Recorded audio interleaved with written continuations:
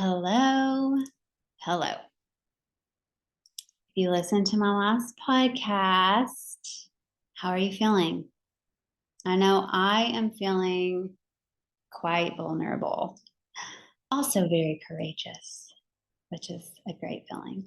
Um, as I record this, the other episode just came out yesterday, and I listened to it again because I felt like I don't know, I just really wanted to take it in. Okay, like obviously I said it all and I recorded it, but I really wanted to take it in. So I just listened to it when it came out. And I immediately realized there's more to the story. There's more I need to share. It's not all doom and gloom, right? And I know I didn't end on a doom and gloom note at all. Um, but I did talk a lot about how, if you didn't listen to the episode, just to kind of catch you up, I did talk about on that episode how being like my childhood rape experience, how that impacted me, how I interpreted certain things and the meaning making that went around those as my child in my childhood, like not being given to not gifts are my love language, so not receiving gifts, and how the messages that I got around that was that I need to be in need to be given to, or I have to be a good little girl and behave and play by the rules to be given to, or if I absolutely can't do it on my own, I can be given to. Okay, so that's just a quick little catch up. And then I talked about how that impacted me in my life, in my relationships, and ways that I am now shifting that. And I've been shifting it, I've shifted it over and over and over again.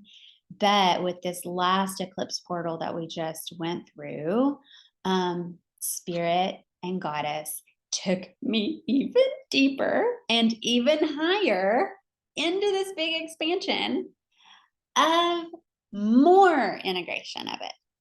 And that was really beautiful. And I shared that.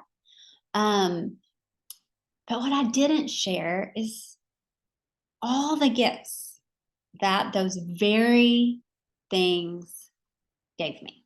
So I'm going to talk about, I don't know, three or four gifts that I really did receive from going through that shitty stuff. And yeah, that is the medicine of contradiction queens. So it's important for me to share that. That is when you hear me talk about finding the pleasure in the wound. And if you've ever been like, what the fuck is she talking about? The pleasure in the wound.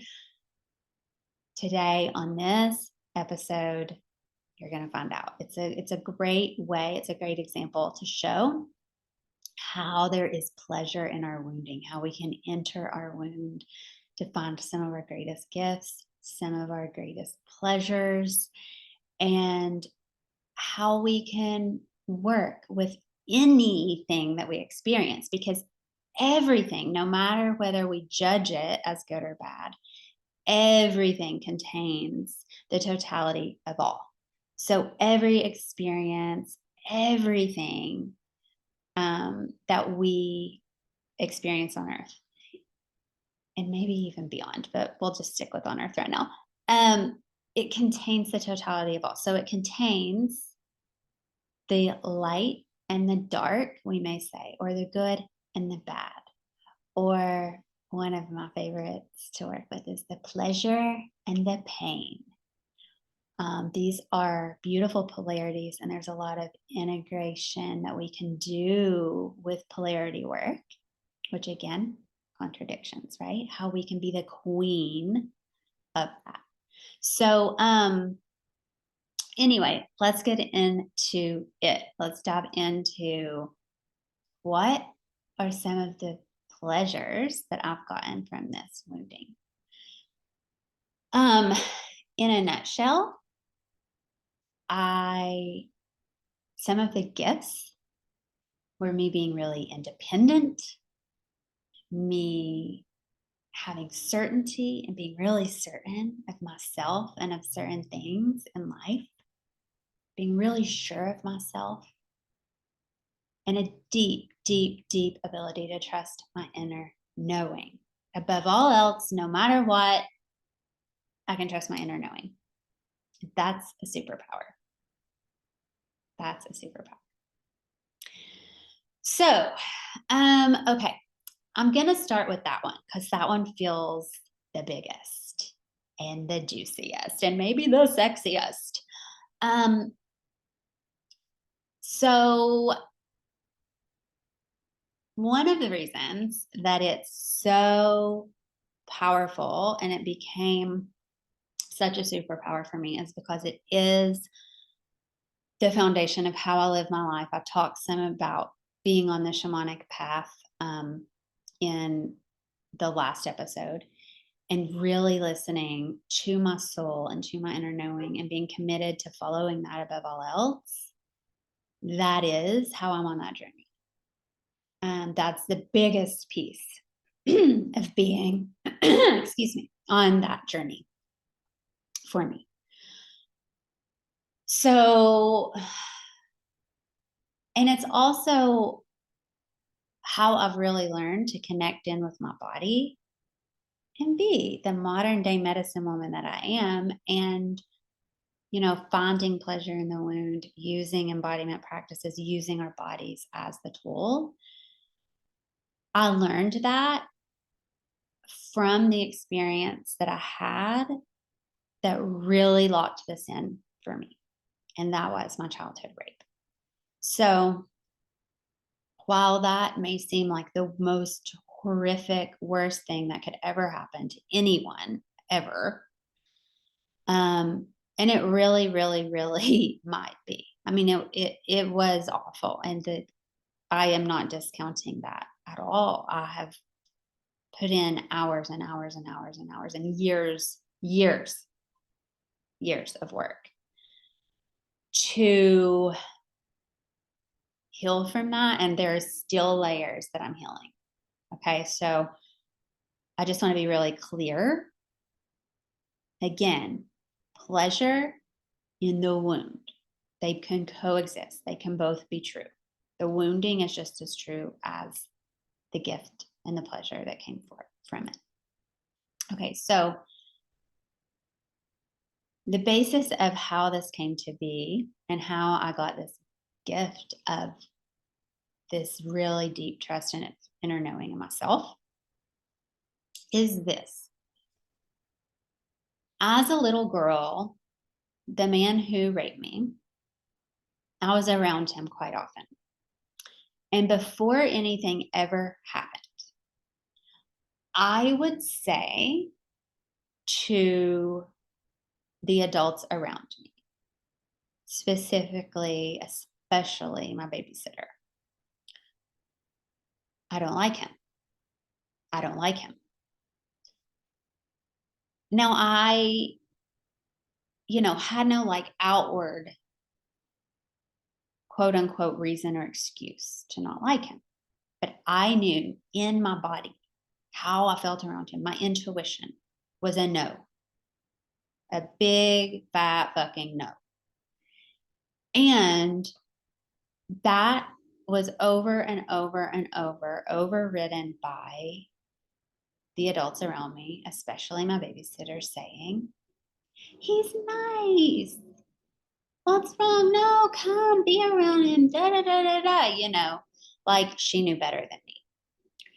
And I would hide behind her when he would enter the room. Again, before anything had happened. And I was completely ignored, and my inner knowing was completely ignored by these adults around me. And so when the day came where it was the day of the first rape, where I was going to be left alone with him, I begged, I pleaded, I threw the biggest fit to not be left alone. And no adults around me would listen. And to be clear, this was not like my parents weren't there when this happened. Yes, they had left me in the care of the babysitter, and there was a lot to unpack with that for me personally. But I just want to be clear that it wasn't them, that they were specifically ignoring me in this situation. So anyway, I won't go into detail of that whole story.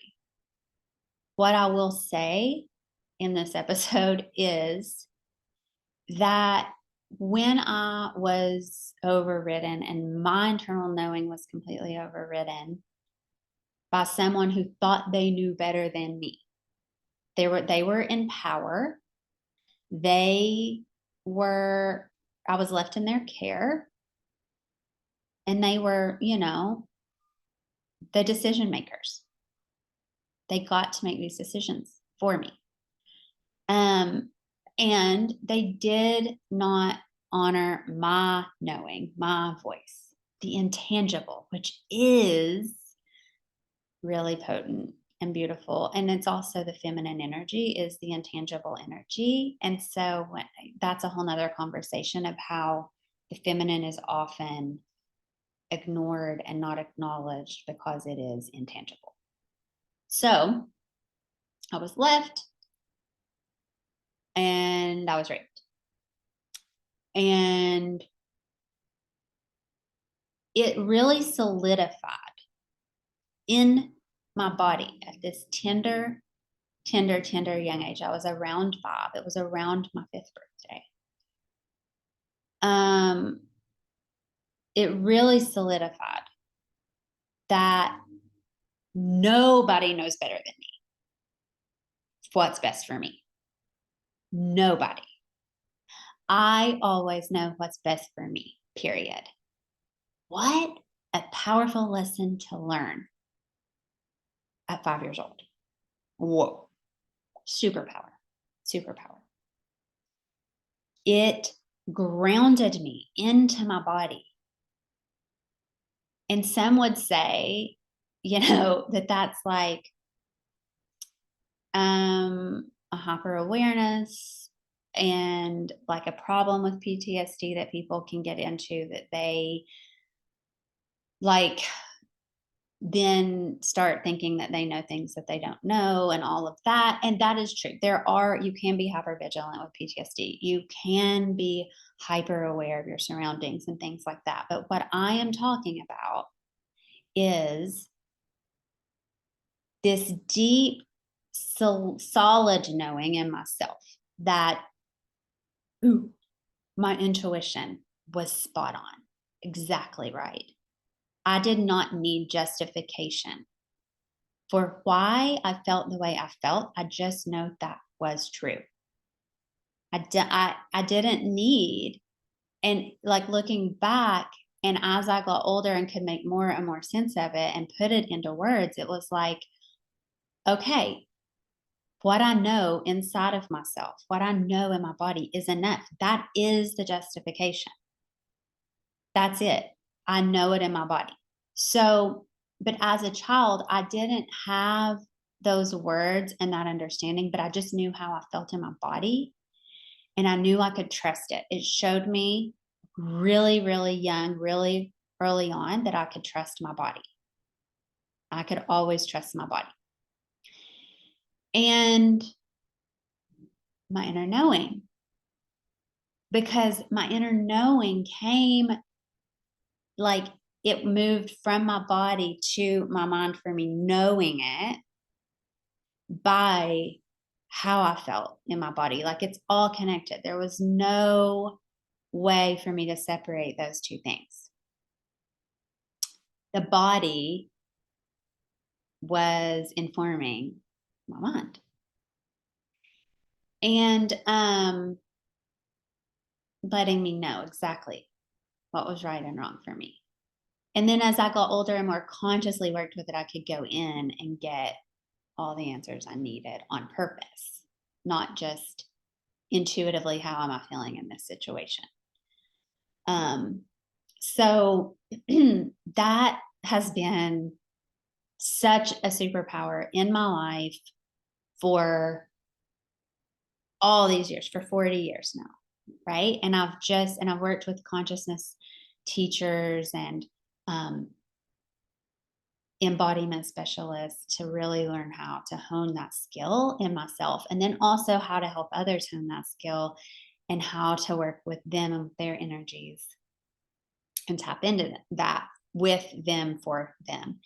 And that brings me to the other kind of like gift, that knowing that I can trust my inner knowing and having that connection with myself, it really opened me up to my spiritual gifts, to my intuition, to my gifts of knowing, to the visions that I see, to hearing spirit's voice. Like, it opened me, it busted me wide open to that, because I knew I could trust this. It wasn't like create something crazy outside of me. No, it was coming from inside of me, and it was truth. And it opened me up to so much more.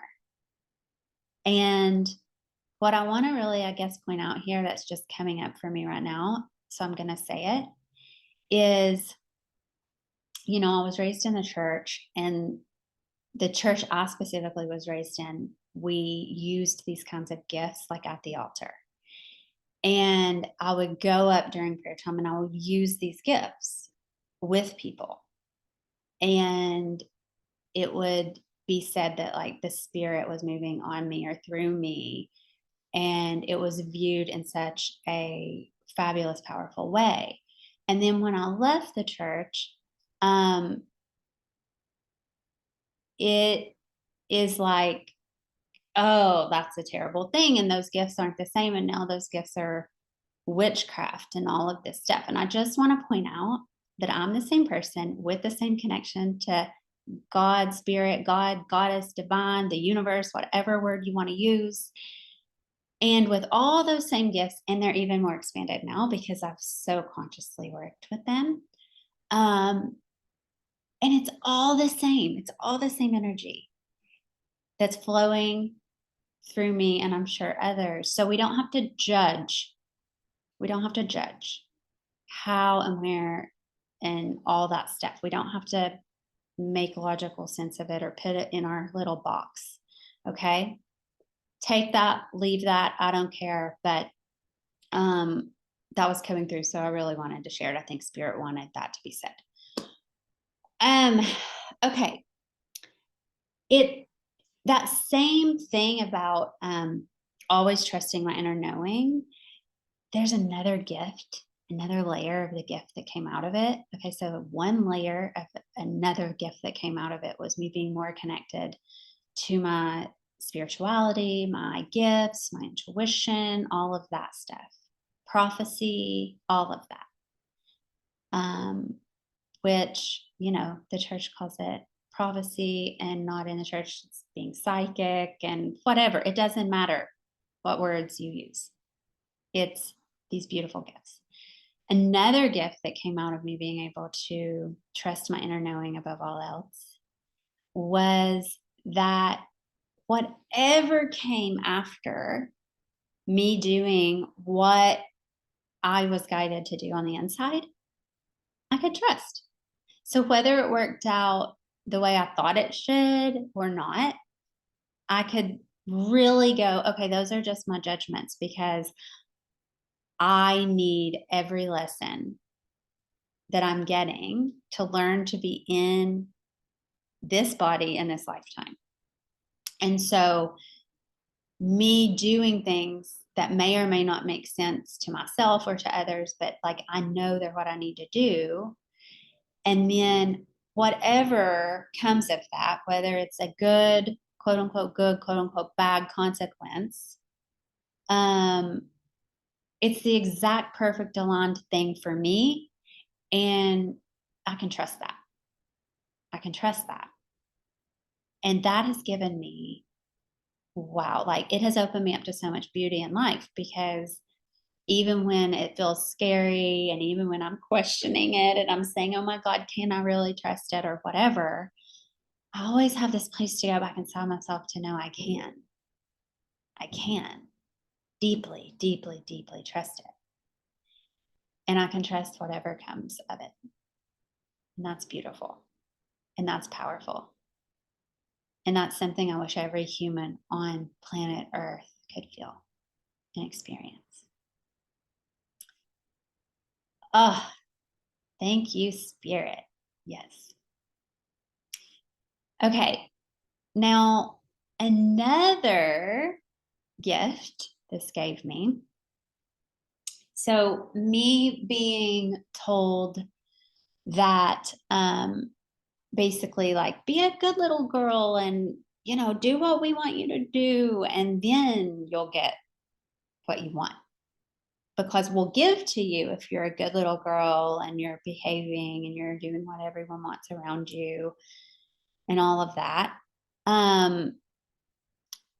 So then you get what you want in life, and you get, I don't know, the popsicle, or for me, it was usually like some lipstick or a wine glass to drink my iced tea out of. Or, yes, I loved that as a kid, or some jewelry or some clothes, because I've like always been in my goddess.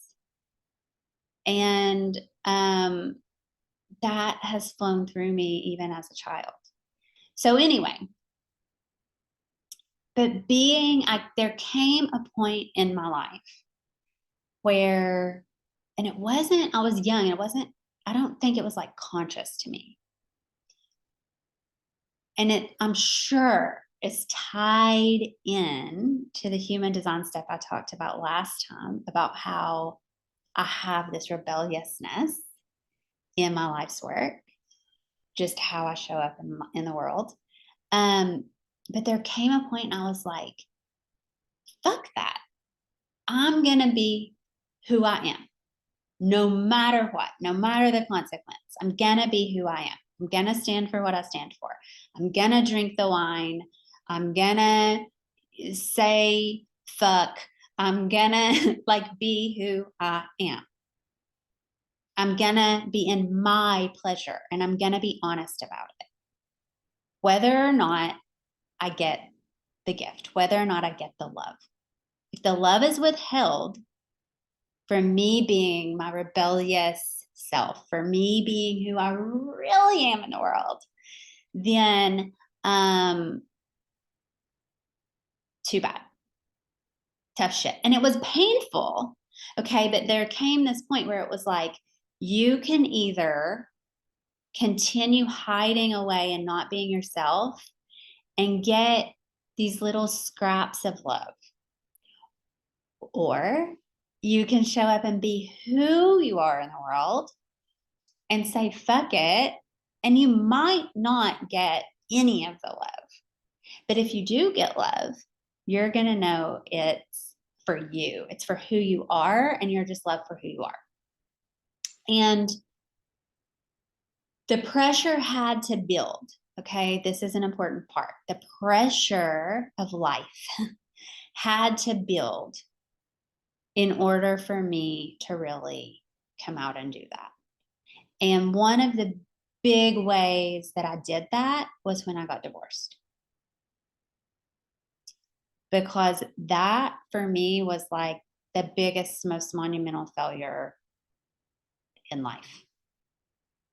And I tried and I struggled and I did all the things that I talked about in the last episode to try to prove that I was worthy, to try to make that work.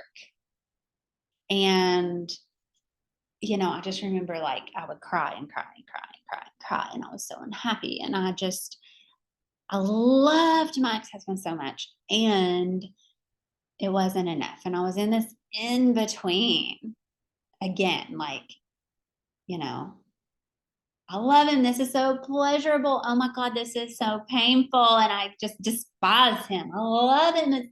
And not just him, but like, I love this marriage and this experience and all this is so pleasurable. And oh my God, this is the worst pain I've ever been in my life. And, you know, I despise this. And I would try to move in the back and forth of that marriage.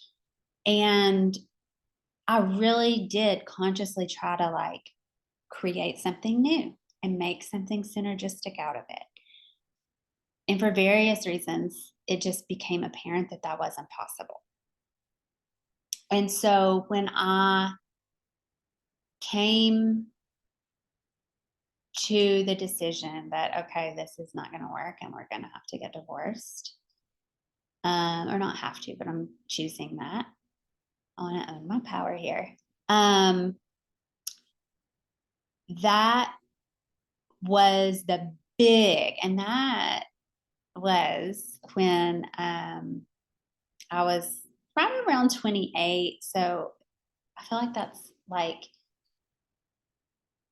I'm going blank right now. I think that's called your Saturn return, but I could be wrong. All the astrology people, like, I'm just telling you, I'm going blank if that's not it. But it's like at the age of 28, it's when basically in astrology, you become an adult. And for like, I mean, that's just a really oversimplification of it. But, and that for me is one of the big ways that happened. I now had a child who was 1, and I was going to be ending this relationship. And that was big for me. And it was like, okay, well, I'm not going to be the good little girl anymore. I'm not going to just behave. I'm not going to do what everyone else wants me to do and stay in this and keep fighting for it and keep working really, really, really, really hard to make it happen and make it work. I'm just going to surrender to what is. And I'm going to say no, and I'm going to go live my life really happily and joyfully, or as much as possible, while, you know, we still have pain, right? So when I say I was in joy, it wasn't like 24/7 joy now. It's like we have every emotion, we're humans. But coming out and saying that was like huge for me, especially with my family.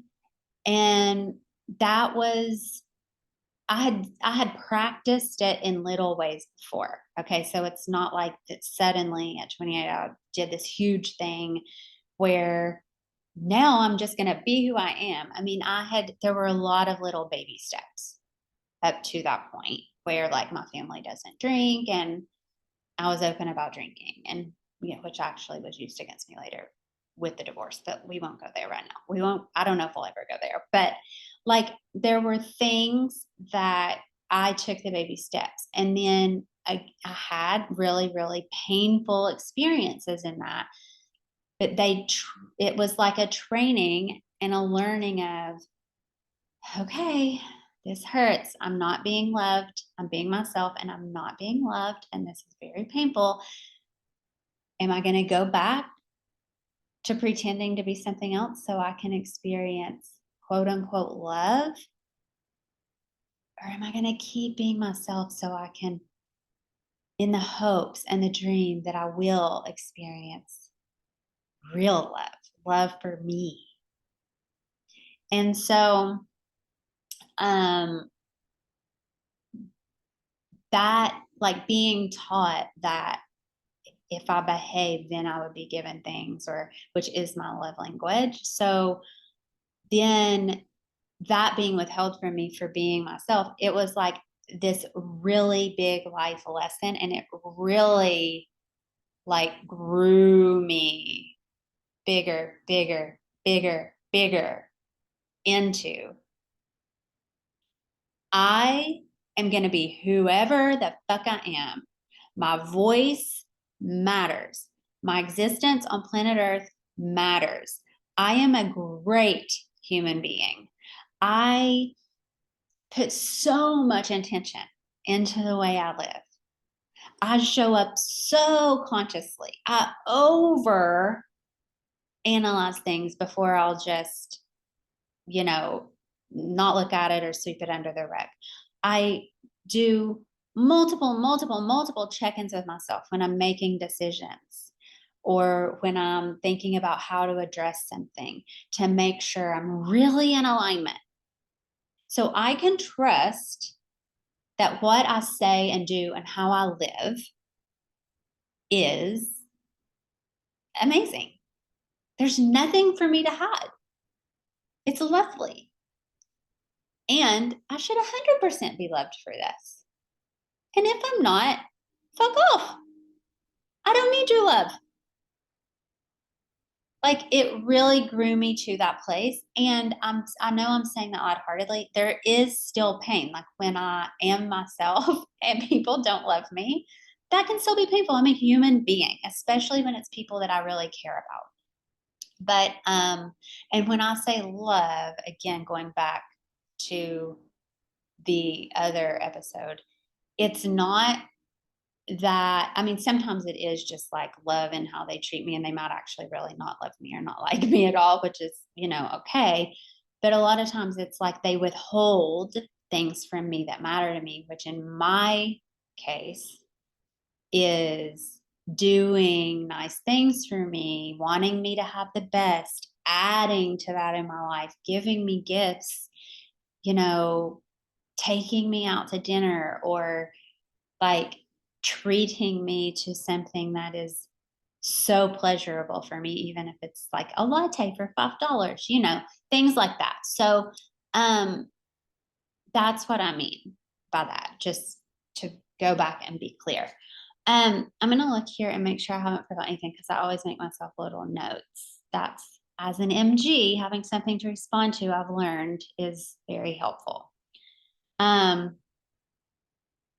Okay, yeah. So just being willing to give up gifts, give up love, which in my case is gifts, to be myself. That is something that it really, really gifted me with, because it gave me the opportunity to look at how important it is to be myself, how important it is to really live out loud, where some people like don't necessarily have to consciously face that about themselves.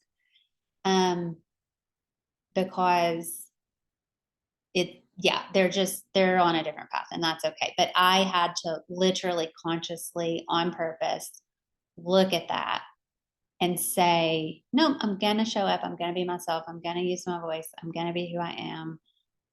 And I'm literally willing to lose love and being given to in order to do this. That's powerful. It grew me bigger. It grew me bigger. And I have a big thank you to the universe for that one too. Okay, and there's one more thing I wanted to share. And that is knowing without a shadow of a doubt that I can do it on my own, that I do have my own back, and that it's not that I necessarily always want to or think that that's healthy, but there is a really powerful, secure, beautiful feeling in knowing that I can trust myself to always, always have me. I hope that you can understand what I mean by that. I can trust myself to always have me, to always have my own back, to always be my own safety net, to always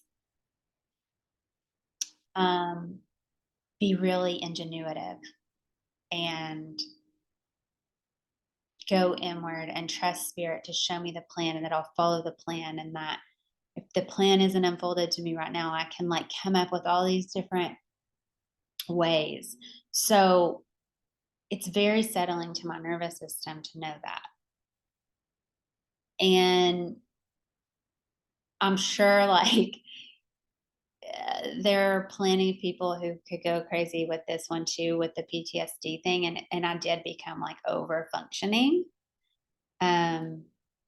because I felt so unsafe all the time. So I did over function in order to make sure that I was like good and taken care of. But not but and also while that was like really painful, that's something that no child should ever be, necessarily having to go through or whatever. That is also like a judgment. Even me saying that right now is a judgment because my soul, this is my belief, my soul took that on knowing that it would benefit me, knowing that in the long run, right, in the big picture of what I'm here to learn on planet Earth in this lifetime, is this really, really deep trust in myself. I'm here to learn surrender, actually, which is a whole nother conversation for another time. But in learning surrender, in order to learn that surrender, letting go of control is like huge in learning surrender.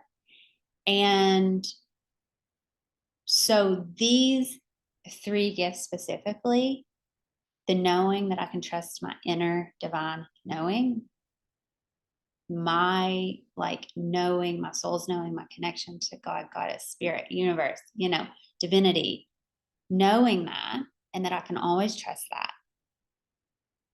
Knowing that my voice matters and I can be who I am in this world. And, I have every right to show up just as I am and still be loved, and knowing that I've got my own back and that I can do it on my own.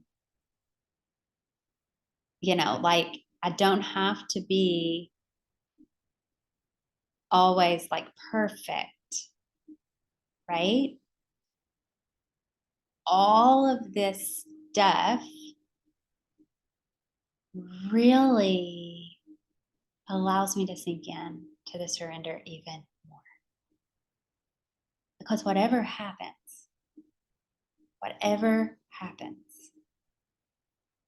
I can trust it. I can trust myself. I can trust the universe. I can trust the divine plan. I can trust that I'll be okay. Because I am a child of God. I am a child of great, great, great mother, great, great, great father, the big mother, the big father, that big divine masculine and feminine energy that swirls and intertwines. Like, yeah, I'm part of that. And I am loved. I am loved. So, there has been so much pleasure in my life because of me learning these things and me having these three beautiful gifts that the wound gave me. The wound gave me. And the thing about when the wound happens that's really interesting is we can choose. Just like I said before, we can choose to work with the energies of astrology. We can choose to work with our wounding or not. You don't have to work with it. But what I'm telling you here in this podcast, sorry, there's something loud going on out in the hall if you can hear that. But what I'm telling you in this podcast and sharing and all of this that I'm sharing with you is if you choose to work with your wounding, if you choose to enter your wound, that's where the magic is. That's where the magic is. That's how we get to the power. That's how we get to the pleasure. That's how we get to know ourselves more deeply. That's how we get to unlock our gifts for the world. Yeah, it's by having the courage to enter our wound. Yeah, and I'm here to support you in any way I can because it's big work and it's important work. Yeah. Okay, I think that's it for today, lovies. I think that's it. I think that's enough. I'm so glad I got to share the other side of the coin of, that wounding. It can also bring about this beautiful, beautiful pleasure. So we're going to have pleasure and pain. And that's perfect. It's exactly as it should be. That's the medicine name contradiction queen. Yeah. Yeah. This is a great example of my medicine. Okay, so I hope you have enjoyed this podcast. Reach out to me on Instagram, Amanda R. Bryant. I also have Contradiction Queen Instagram. I haven't really been keeping that up. Maybe I'll start it up again. We'll see. I don't know. But definitely Amanda R. Bryant. If you reach out on there, I'll get it. I'll see it. I manage all of my own DMs. You can email me.